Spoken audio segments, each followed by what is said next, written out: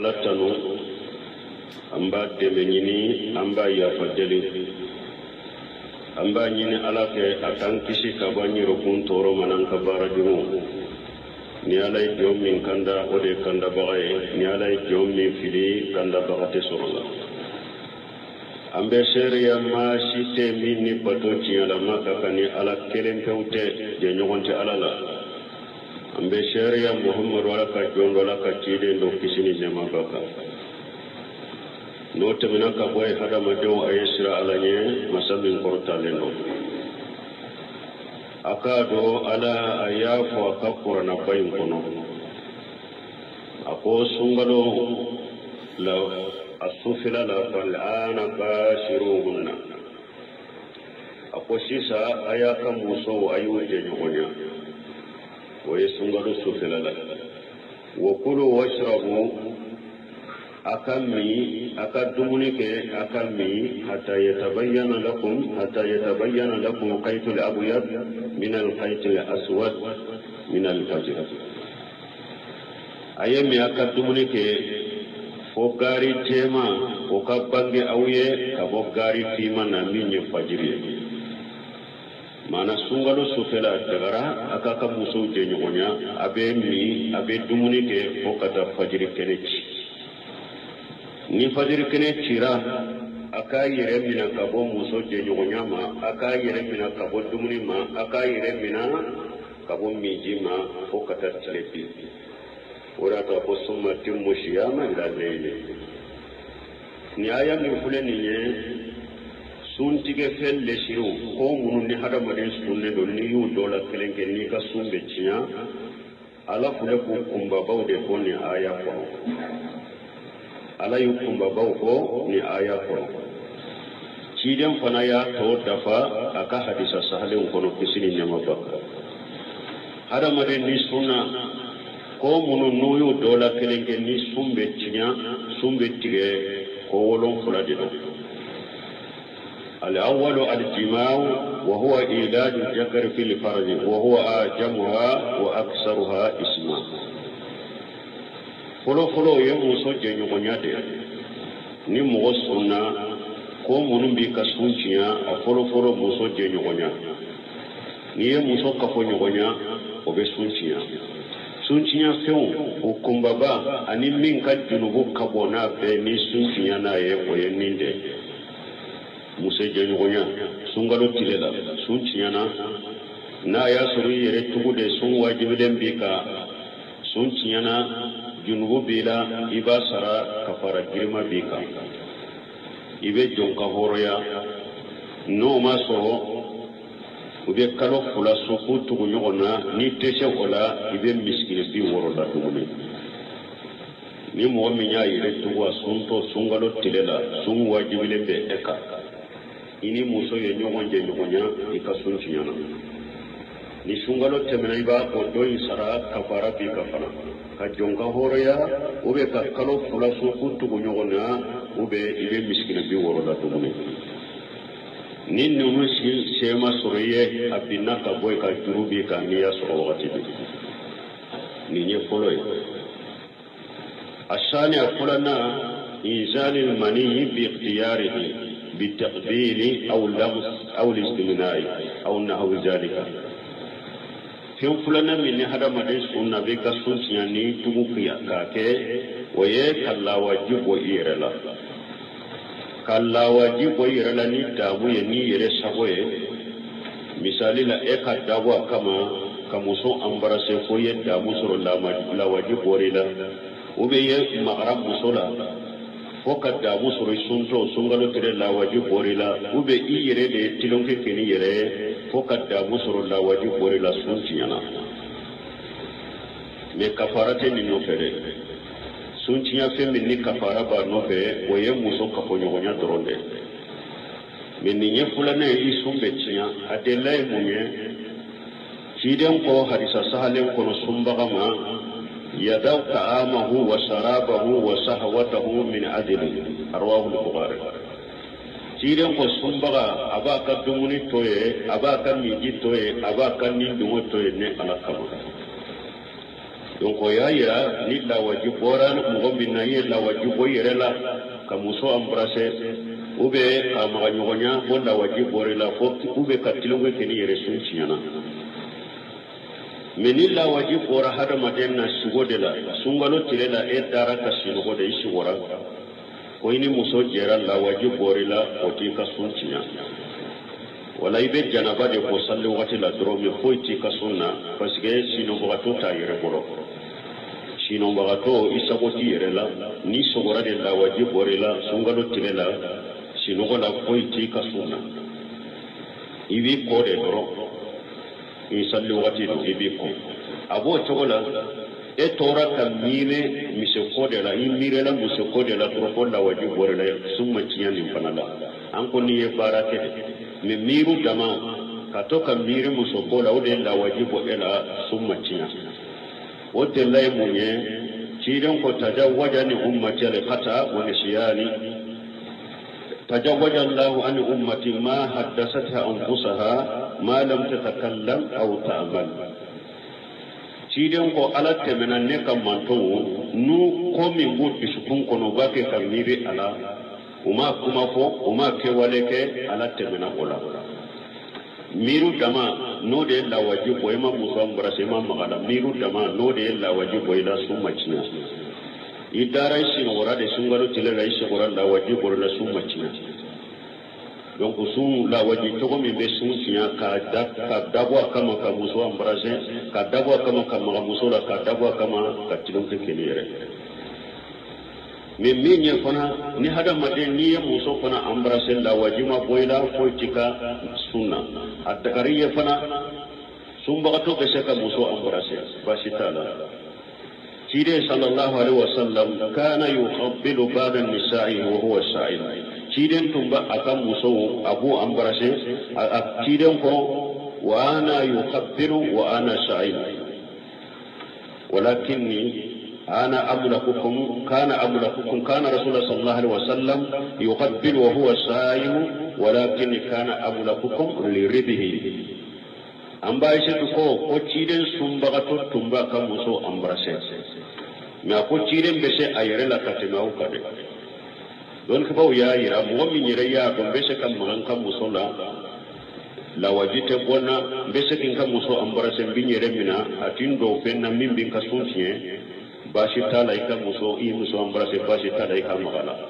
me ni magarala ni yire ya do ni ne tora kin kam muso ambarase be ni magarala be ke sababu tum wode kata fen wore ma uga be ke sababu be da muso ron kan la wajibe boy ka to donc ni ñefulana mi be sunsi Allah wajib bori re la midda mo الثالث والسبنا الأكل والشرب وهو إيصال الطعام والشراب إلى الجوف من طريق الفم أو الأنف أيا كان النوع المأكول والمشروب كان سبنا من بهذا مدين كسونتيا هذا مدين سونتو نيدمونيك yitugu ka dumuni ke ibe sunna yitugu ka dumuni ke sunciyana ube ni mina sunciyana alaka aya qoso wa kulu washrabu hatta yatabayyana lakum khaytul abyad min al-khaytil aswad min al-fajr thumma timmu siyama ila al-layl alaka aya qoso ko ayemi sungalo sufera la yeri dumuni ke aka mi fo kata fajr kineci ni fajr kineci ra aka yere mina ka fo dumuni la dimini fokata sufe donc dumuni abe suntiya mini abe suntiya ninde sabana rabi'u nanina ma bi ma'na li akli aw shurbi kal ibr al muhajjiya nanina suntiya fen nanina mimbe sun ka mana la mimbe dumuni mana ta fermi be dumuni mana ta farkorda ube miji misali la soromu ube pikiri ni docteur ya yira ko ni ni pikiri ta abe dumuni palasita farkoro la pikiri be tewani miji palasita farkoro la o pikiri sugu isumba to kesokoke ube soromu no ko ni soromu ko ni moye ni tahari ni ma dumuni ka be dumuni palasita ni soromu tahari ni ma mi abe miji palasita farkoro la o soromu sugu ni mo sumba to yoki yire la ika sunchiana ninde sun cinya fennani nay pikiri na be di falasita far korola abe dumuni falasita far korola o be sun cinya soromu niya kire la be di falasita far korola be e wa dumuni falasita far korola sun cinya na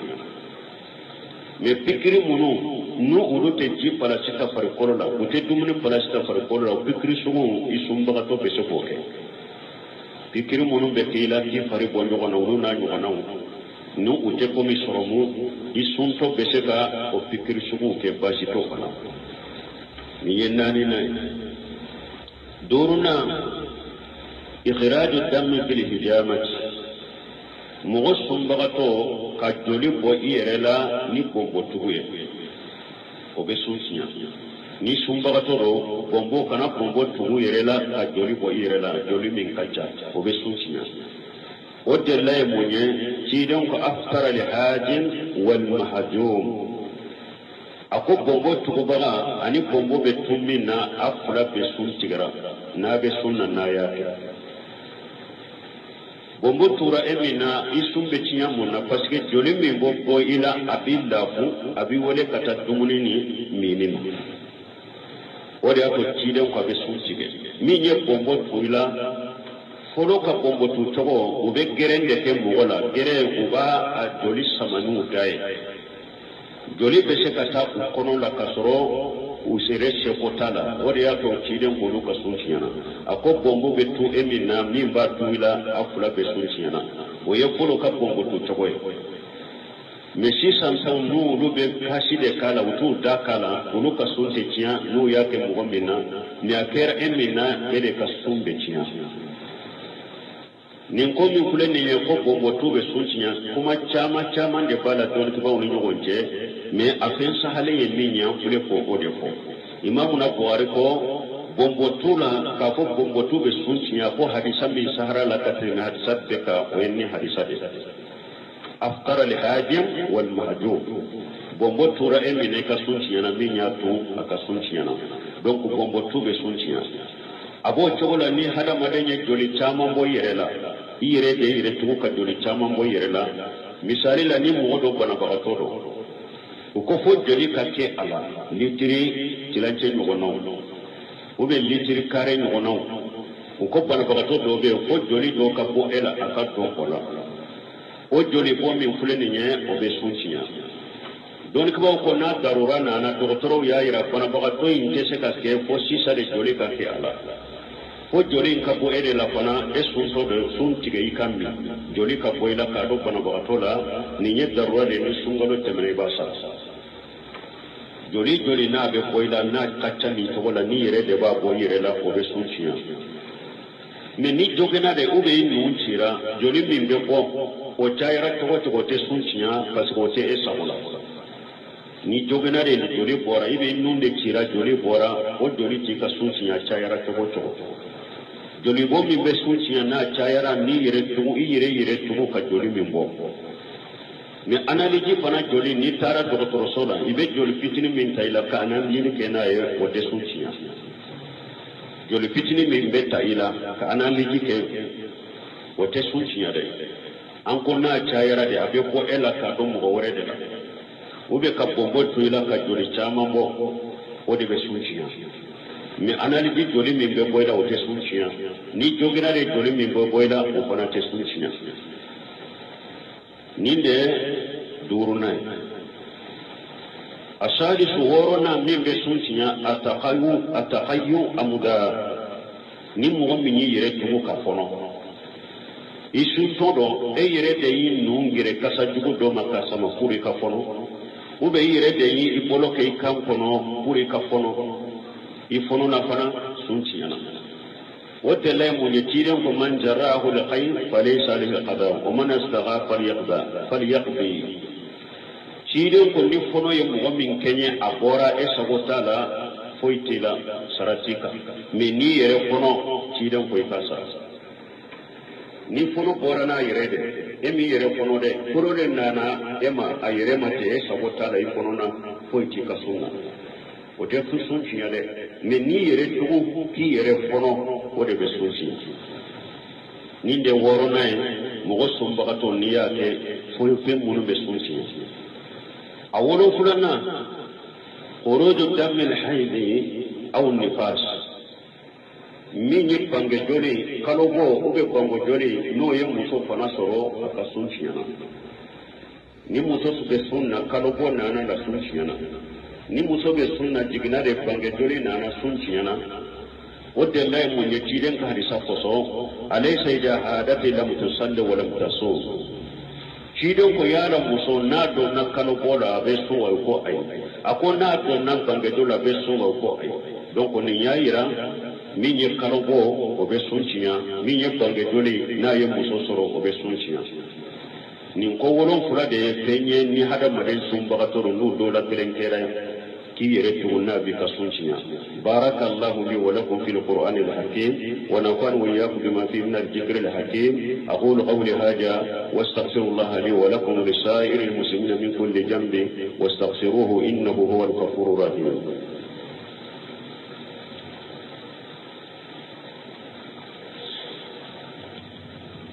الحمد لله رب العالمين والصلاة والسلام على نبينا محمد وعلى آله وأصحابه وسلم تسليما كثيرا. أما بعد إخواني فإن هذه المفترات سابقة ما أدى الحيض والنفاس هي الدماء ومباشرة النساء والأكل والشرب وما في معناهما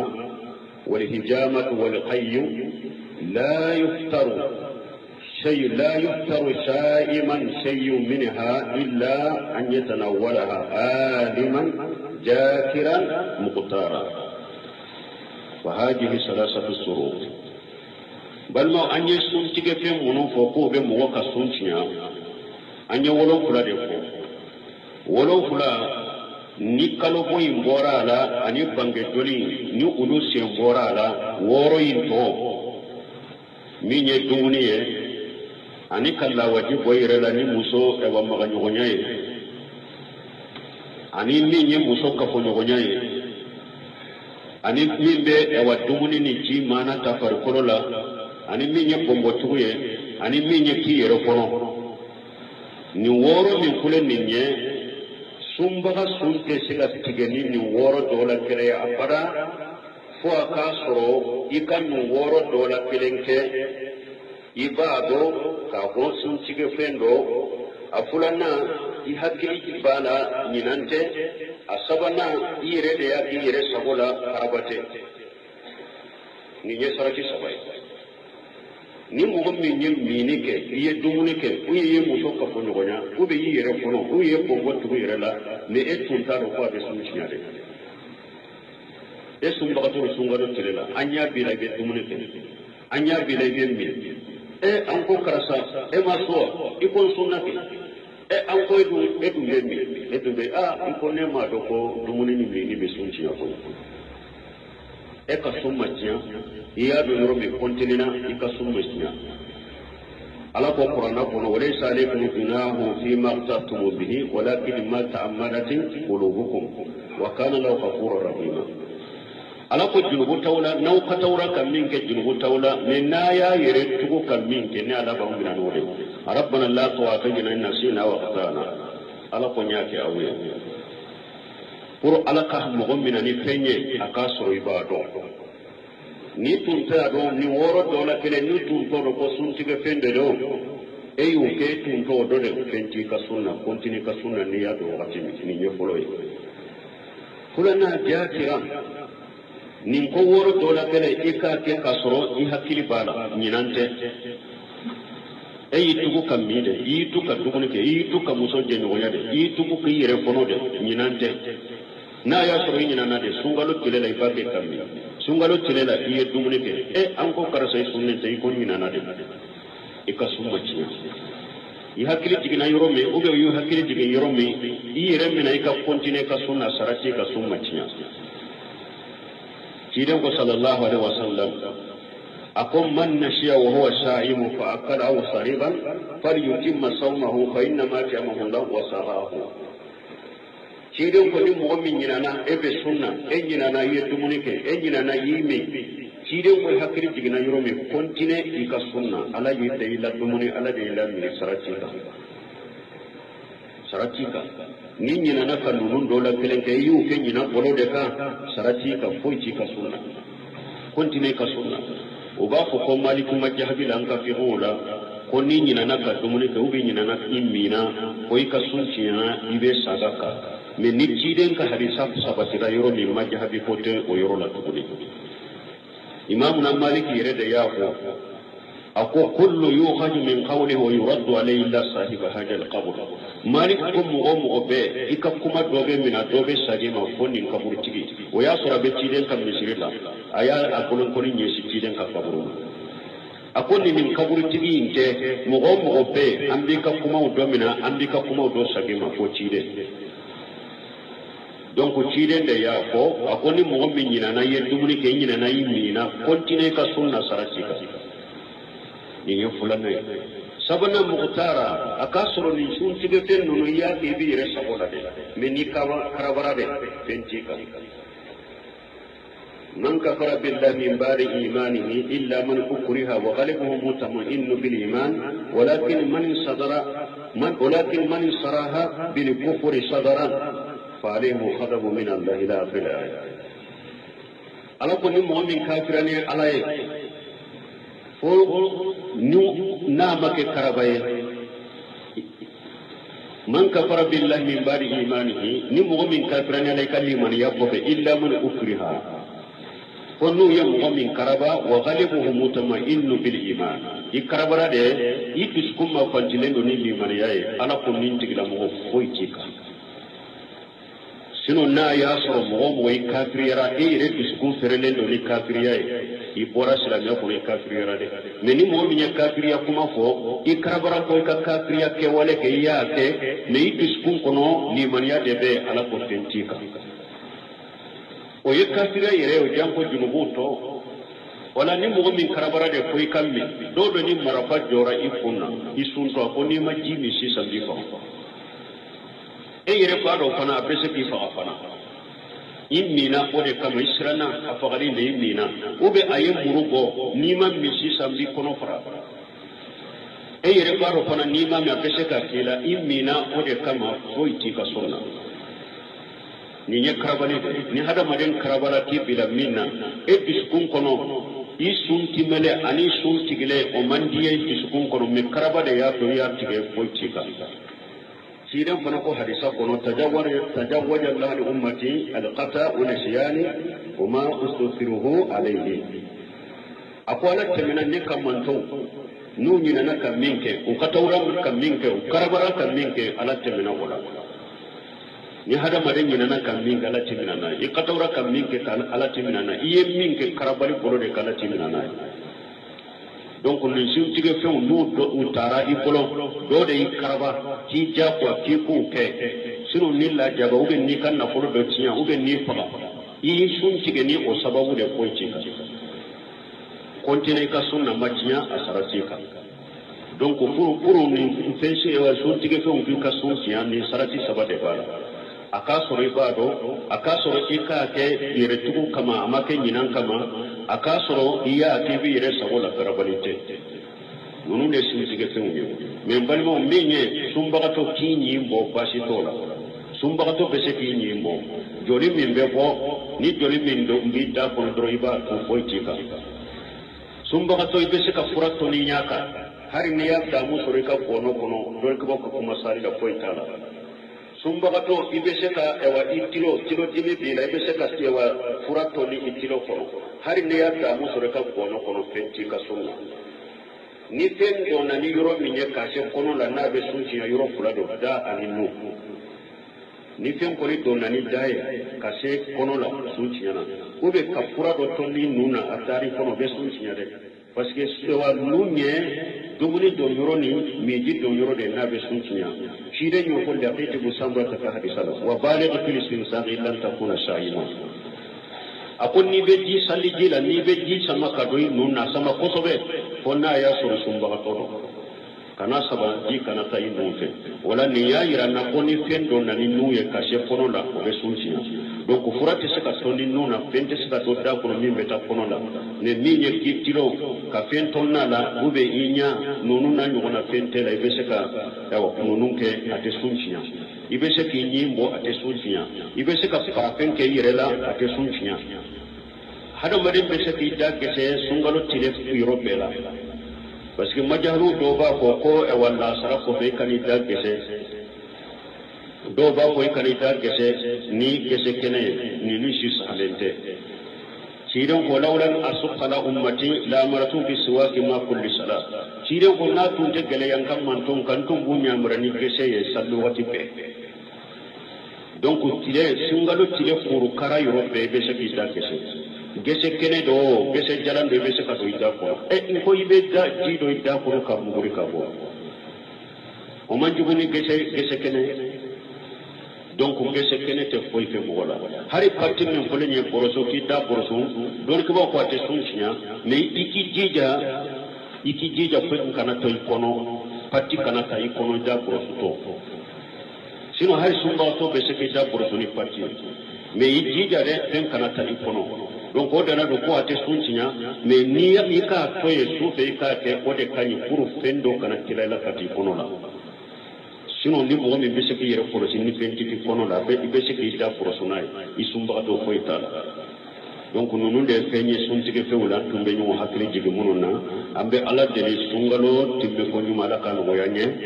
kabato ni bara nyu no yanye kono fadu so kala se da ma kono ربنا آتنا في الدنيا حسنة وفي الآخرة حسنة وقنا عذاب النار ربنا لا تزغ قلوبنا بعد إذ هديتنا وهب لنا من لدنك رحمة إنك أنت الوهاب اللهم اجعل الإسلام والمسلمين وأذل الشرك والمشركين ودمر أعداءك أعداء الدين برحمتك يا أرحم الراحمين سبحان ربك رب العزة عما يصفون والسلام على المرسلين والحمد لله رب العالمين حي على الفلاح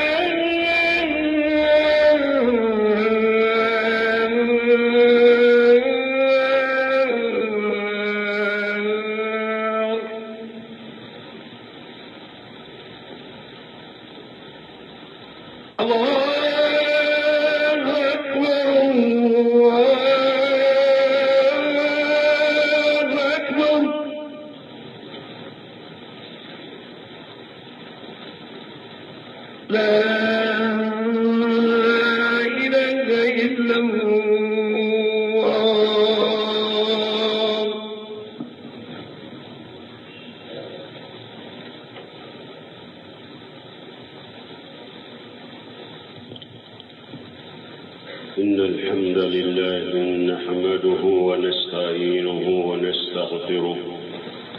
ونعوذ بالله من شرور أنفسنا ومن سيئات أعمالنا من يهديه الله فلا مضل له ومن يضلل فلا هادي له وأشهد أن لا إله إلا الله وحده لا شريك له وأشهد أن محمدا عبده ورسوله أما بعد أيها الناس اتقوا الله تعالى واعلموا أن الله قال في كتابه العظيم فالآن باشروهن وابتغوا ما كتب الله لكم وكلوا واشربوا حتى يتبين لكم الخيط الأبيض من الخيط الأسود من الفجر ثم أتموا الصيام إلى الليل. ذكر الله في هذه الآية الكريمة أصول مفطرات للصوم، وذكر النبي صلى الله عليه وسلم في سنته تمام ذلك، فهي 7 أنواع. أنبياء لتنو أنبا دمنيني أنبا يفدلي أنبا نيني ألاك أكان كشي كباني ركون تورو منان كبارجو نيالاي جوم من كندا ودي كندا بغاي نيالاي جوم من فيدي كندا بغاتي سورلا أنبا سيريا ما سيتي مني باتوتي على ما كاكاني على كلم فوتي دي نيوانتي على لا أنبا سيريا محمد ولا كجون ولا كتيدين دو كسيني نما بكا نوت منك بوي هذا مدعو أيسر على مسلم القرطان أكادو على أياف وكفر نبين كنو أقول سنغلو لو السفل الآن باشروهن أقول سيسا أياك موسو أيو جنوغنيا ويسنغلو السفل لك وكلوا واشربوا أكمي أكدمنك أكمي حتى يتبين لكم خيط الأبيض من الخيط الأسود من الفجر أيامي أكدمنك فوقاري جيما وكبانجي أويه كفوقاري فيما نامين يفجري mana sungalo sufela dagara akaka muso jenyonya abe dumuni ke fokata fajiri keneci ni fajiri keneci ra aka yere mina kabo muso jenyonya ma aka yere mina kabo dumuni ma aka yere mina kabo miji ma fokata tlepi ora ka ko summa timmu shiyama ila leyle ni aya min fulani nye sun tige felle shiru ko munu ni hada mare sunne do ni yu dola kelenge ni ka sunbe ciya ala fule ko kumba bawde ko ni aya ko ala yu kumba baw ko ni aya ko cidan fana ya to dafa aka hadisa sahalen ko no pisini ne mabba hada mare ni sunna ko munu no yu dola kelenge ni sunbe ciya sunbe tige ko wolon fula de do الأول الجماع وهو إيلاد الذكر في الفرج وهو أعجمها وأكثرها اسما فلو يموسو جنيغنيادي ni mogo sunna ko munun bi ka sunciya a folo muso jenyogonya ni ye muso kafo nyogonya o be sunciya few o kumbaba ani min ka junubo kabona be ni sunciya na ye o ye ninde muso jenyogonya sungalo tilela sunciya na ya sori yere tugude sun wajibiden bi ka sunciya na junubu bila iba sara kafara girma bika ibe jonka horoya no maso ube kalo fula sofu tugu nyogona ni teshe wala ibe miskini bi woroda tuguni ni mo minya ile tugu asunto sungalo tilela sun wajibile be eka ini muso ye nyogonje nyogonya ikasunchinyana ni sungalo temena iba odoyi sara kafara bika fana kajonga horoya ube kakalo fula sofu tugu nyogona ube ibe miskina bi woroda tuguni ni nunu si sema soriye abina ka boy ka jurubi ka niya soro wakati bi ni nye folo ye asani akulana inzali mani bi ikhtiyarihi bi taqbili aw lams aw listimnai aw nahwi zalika fen fulana min hada made sunna be ka suntiya ni tugu kiya ka ke waye kala wajibo irela kala wajibo irela ni dabu ye ni yere saboye misali la eka dabu kama kamuso ambarase foye dabu soro la wajibo rila ube ye magrab musola foka dabu soro sunto sungalo tire la wajibo rila ube i yere de tilonke keni yere foka dabu soro la wajibo rila suntiyana me kafarate ni nofere suntiya fe min ni kafara ba nofe oye muso kafo nyogonya doronde min ni nye fulane yi sumbe tiya adela e munye kiden ko hadisa sahalen kono sumbaga ma yadaw ta'amahu wa sharabahu wa shahwatahu min adli arwahu al-bukhari kiden ko sumbaga abaka dumuni toye abaka miji toye abaka nindumo toye ne alakama donc ya yira ni la wajibo ran mo minna ye la wajibo yirela ka muso embrasser ube ka ma nyogonya ko la wajibo rela fo ube ka tilongo ke ni yere sunchiana meni la wajibo ra hada madenna sugodela sungalo tilela e dara ka sirgo de isi wora ko ini muso jera la wajibo rela o ti ka sunchiana wala ibe janaba de ko salli wakati la dro me foiti ka sunna parce que sino ko to ta yere boro sinon bagato isagoti yerela ni sogora de la wajib borela sungalo tirela sinogo la koyti kasuna ibi ko de ro isalli wati do ibi ko abo chogola e tora kamile mise ko de la imirela mise ko de la tro la wajib borela summa ciyani panala an ko ni e barate me miru dama katoka mire muso bola ode la wajib borela summa ciyani ودي الله يموني تيدن كو تجوجني أمتي لقطع ونسياني تجوج الله عن أمتي ما حدثتها أنفسها ما لم تتكلم أو تعمل تيدن كو على تمنى نكا منتو نو قومي بود بسكون كنو باكي كرميري على وما كما فوق وما كواليك على تمنى ولا miru dama no de la wajib boy ma musam brase ma magala miru dama no de la wajib boy la summa cinya idara sin wora de sungalo tele la isi wora la wajib boy la summa cinya donc sun la wajib to ko mi be sun cinya ka dabwa kama ka musam brase ka dabwa kama ka musula ka dabwa kama ka tilum ke kelire mais minye fana ni hada maden ni muso fana ambrase la wajima boyla politika sunna adakariye fana sumba to beseka muso ambrase basitala sire sallallahu alaihi wasallam kana yuqabbilu